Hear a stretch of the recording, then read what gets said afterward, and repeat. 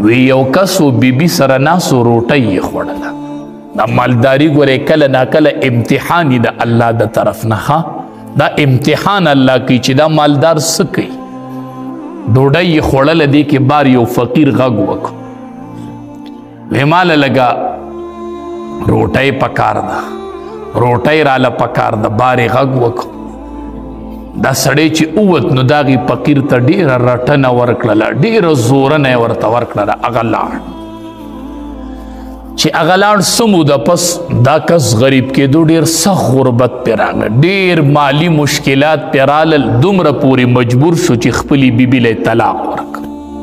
بیبي سره یې معامله ختمه شوه. بیبي یو مالدار سړي سره نکاح وکړله. چې مالدار سړي سره یې بیبي نکاح وکړله او دا مالدار سړی او دا بیبي ناستې ډوډۍ خوري، دې کې بار فقیر دروازه وټکول. وی ماله سره وړی. نو دا سړی دی خپلې ښځې ته وایي ته وله اوسه بار یو فقیر دی څه وله ورکه. هغې ښځې وی ښه صحیح ده. هغه ښځه یې پاسېده چې دله د وخت مناسب روټۍ پیسې راوړې چې ورې کړه، واپس راله نو ډېره خفه ناسته وه. دا خاوند دې ورته ویلي وی بس ډېره عجیبه خبره مې ولیدل. وی څنګه؟ وی دا بار چې دی سوالګري غږ وکړو دا زما هغه زوړ خاوند، دا ما وپېژن چې دا زما هغه زوړ خاوند. یو ورځ مونږ ما دی ناسو بار یو فقیر غږ کړی او دی تلی او هغه یې رټلی و.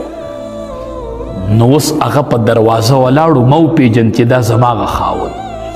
هغه نوی خاوند یې ورته وایي د دې نه درته زه عجیبه خبره وکړم. وی او وی هغه سوالګری چې وم هغه زه وم، هغه سوال چې کوم هغه زه وم. هغه په دروازه چې ولاړو ما چې رټلی وم هغه زه وم.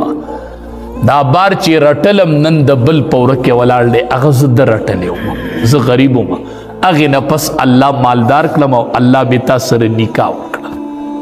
نو مالدارانو کمال دی دا د الله د طرف نه امتحان دی. تا الله د بل لاس تم کېنولی شي.